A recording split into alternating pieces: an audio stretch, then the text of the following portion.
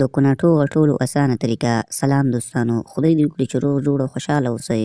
دوستانو، زموږ ټولې ویډیوګانې تاسو ته د جنسي اړخه پوره معلومات درکولو دپاره دي، نو له موږ سره اوسئ.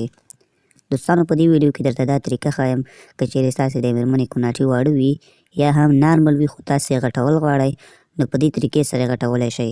خو د دې نه مخکې چې زه تاسې ته دا طریقه وښیم، که چیرې تاسې زموږ د یوټیوب چینل نه وي سبسکرایب کړی، نو زموږ د یوټیوب چینل سبسکرایب او په خوا کې ورسره د ټالۍ نشان هم ووهئ، تر څو همدغسې معلوماتي ویډیوګانې د ټولو نه مخکې تاسې ته در ورسیږي. دوستانو، زیاتره داسې نارینه وي چې هغوی چېرته بازار کې غټه کوناټو والا جینۍ وویني، نو هغوی بیا هغې پسېدلی وي او په هېڅ طریقه نه قرارېږي، ځکه هغوی د غټو کوناټیو شوقیان وي. هغوی په فحش فلمونو کې لیدلي وي چې د غټو کوناټیو جینکو سره سکس کول بیخي زیات خوند کوي، او یا هم هغوی د زړه خواهش وي چې د هغوی مېرمنې کوناټي غټ شي، یا هم ځینې داسې کسان وي چې د هغوی مېرمنې خوارې وي، یعنې غوښه ورپورې ډېره نه وي او کوناټي یې کوچني وي، نو هغوی ته سکس کول هېڅ خوند نه ورکوي، او هغوی دا یو غټ ارمان وي چې د هغوی د مېرمنې کوناټي غټ شي، خو هغوی په هېڅ طریقه باندې نه پوهېږي چې څه ډول د خپلې مېرمنې کوناټي غټ کړي.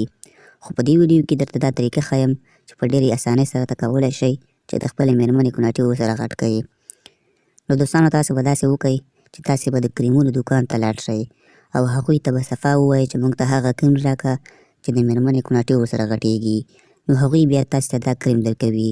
دا هېڅ د شرم خبره نه ده، ځکه دا ټوله دنیا استعمالوي او دا ډېر زبردسته کریم دی. نو تاسو چې هغوی ته ووایئ، هغوی تاسو ته دا کریم درکوي. دا دومره قیمته کریم هم نه دی، ارزانه دی. دا یې د کریمو طریقه ده چې په دې سره هم غټولی شئ، خو دا طریقه دومره ګټوره نه ده. د دې نه دا طریقه ډېره ګټوره چې تاسې په طبیعي طریقې سره د خپلې مېرمنې کوناټي غټ کړئ. د طبیعي طریقې سره د مېرمنې کوناټي غټولو لپاره تاسې 2 شیانو ته ضرورت لرئ.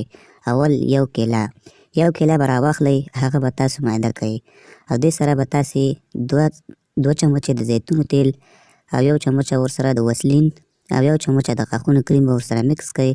دا به ښه سره مکس کړئ او په یو پاک لوښي کې به یې واچوئ او هره شپه به د مېرمنې کوناټي پرې مالش کوئ. د مېرمنې کوناټي به تاسې په خپلو لاسونو مالش کوئ، ښه دومره به یې مالش کوئ چې دا کوم کریم تاسې پرې مږئ چې دا پرې مکمل ورک شي. هره شپه به یې نیم ساعت ورته مالش کوئ. دغه نسخه تر 1 میاشتې عملي کړئ، انشاءالله نتیجه به یې مثبته وي. دوستانو، زموږ ویډیو همدې باره کې وه. که ویډیو مو خوښه شوې وي نو لایک ورکړئ او ملګرو سره یې هم شیر کړئ.